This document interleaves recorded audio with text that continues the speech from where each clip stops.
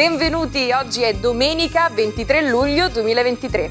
Il sole sorge alle 5.56 e tramonta alle 20.16. La luna sorge all'1.31 e cala alle 16.16. Oggi è il giorno di Santa Brigida di Svezia. Brigida è un nome che viene dal celtico, significa alta, forte. Il suo numero fortunato è il 9, il colore è il rosso, la pietra è il rubino e il metallo l'oro. Con questo caldo insopportabile il problema dell'insonnia si fa sentire. Le zanzare non ci fanno dormire e nel mio caso, con la sessione estiva in corso, sembra che il sonno sia solo un lontano ricordo. Ma c'è un segreto che io voglio condividere con voi. Ascoltare musica rilassante prima di andare a letto può aiutare a migliorare la qualità del sonno e scacciare lo stress.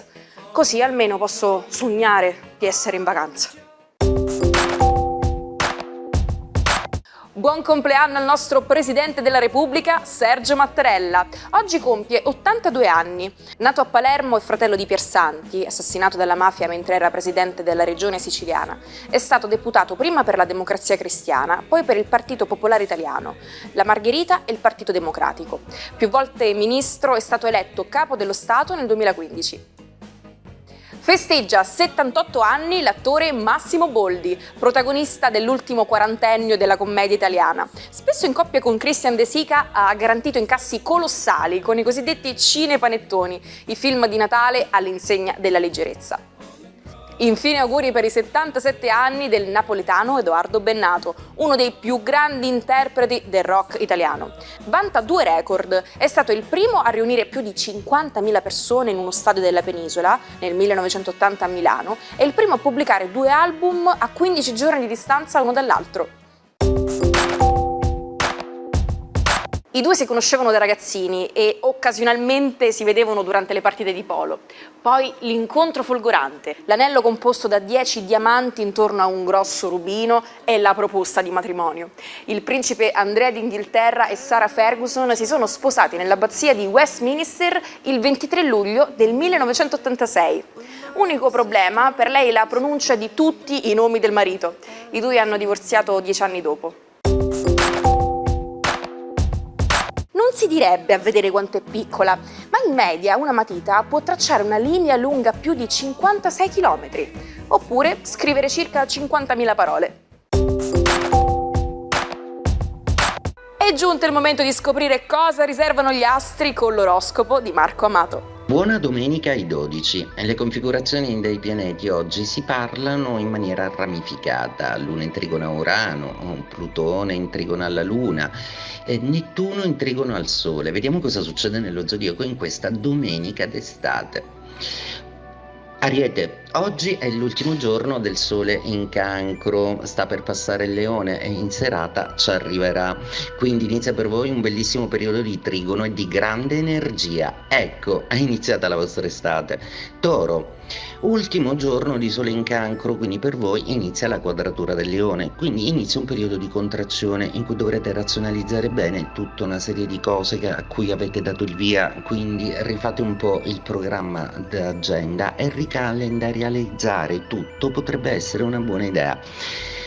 Gemelli, giornata interessante visto che il Sole sta per restituirvi una spersata di energia in serata veramente molto bella, proprio perché avrete modo di nuovo di riappropriarvi della vostra vigoria estiva. Basta soffrire con un Sole in Cancro.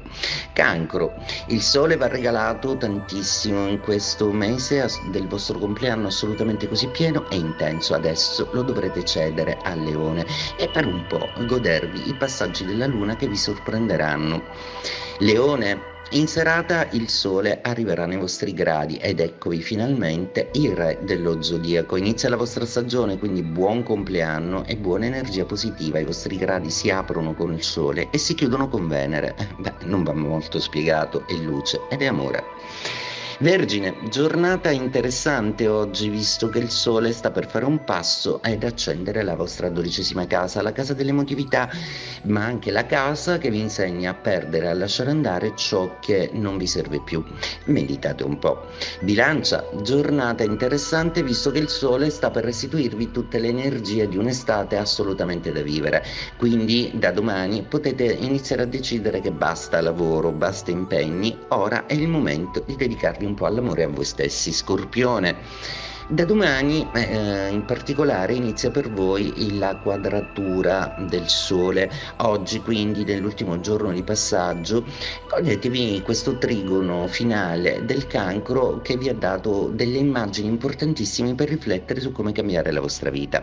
Sagittario, lo sentite già l'arrivo del Sole che scalda i vostri gradi? Ecco, pronti a un viaggio, pronti a ricevere energia, e anche se Marte e la Luna saranno contro, il vostro positivismo gli supera di gran lunga.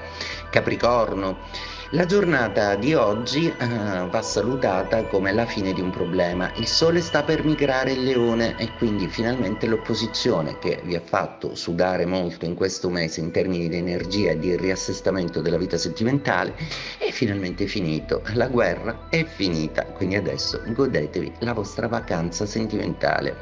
Acquario. Sta per iniziare l'opposizione del Sole. L'estate non è certo la vostra stagione, ma è un'opposizione molto particolare, visto che il Sole, Venere e Mercurio vogliono solo costringervi ancora una volta a essere brillanti, a essere al centro della scena e a essere comunque tra i più desiderati e attrattivi dello zodiaco, anche se voi non ne volete proprio sapere. Pesci. Giornata interessante oggi, visto che l'ultimo scampolo di trigono del Sole vi saluta. L'energia del Sole passerà il Leone e voi segni d'acqua sarete un pochettino più emotivi, sensibili e quiescenti. Siete i pesci, non sarebbe ora di correre alla spiaggia? Dai, niente pensieri, buona giornata.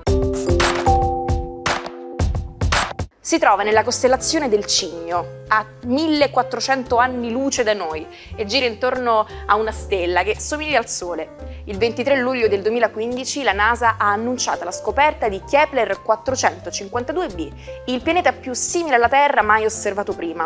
Prende il nome dal telescopio spaziale che lo ha scovato. Le dimensioni sono quasi uguali a quelle della nostra Terra. Kepler è solo un po' più vecchio. Eh sì, sembra che la nostra innata propensione a desiderare ciò che non abbiamo abbia persino un modo di dire tutto suo. The grass is always greener on the other side. O come diremmo in italiano, l'erba del vicino è sempre più verde. Ma sapete perché diciamo così? È perché spesso siamo convinti che la vita degli altri sia più bella della nostra, senza considerare che ognuno ha i suoi problemi e le sue sfide da affrontare.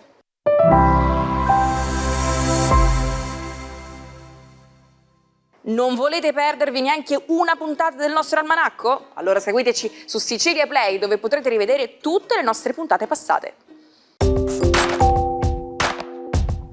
In un mondo che non le dà ascolto, Amy Winehouse combatteva una doppia battaglia contro la bulimia e l'indifferenza della sua famiglia. Amy trovò conforto nella sua passione per il blues, un talento naturale destinato a conquistare il successo. Nel 2003 il suo primo album, Frank, fu un successo, ma il capolavoro indimenticabile arrivò 3 anni dopo con Back to Black. La sua storia d'amore tossica con Blake Fielder la consumò, tra droghe, alcol e anoressia. Nonostante il suo talento e i Grammy vinti, la dipendenza la tormentò. Nel 2011 il suo declino raggiunse il punto critico, concerti cancellati, abuso di alcol e una tragedia imminente. Il 23 luglio Amy Winehouse fu trovata senza vita nella sua casa di Camden Square. Il suo cuore fragile non reggeva più la battaglia contro i suoi oscuri demoni. Ci salutiamo con la frase del giorno. Normalmente bisogna morire per essere riabilitati. È tempo di concludere questa puntata, ma non dimenticate di tornare domani. Buona giornata dalla vostra Naomi.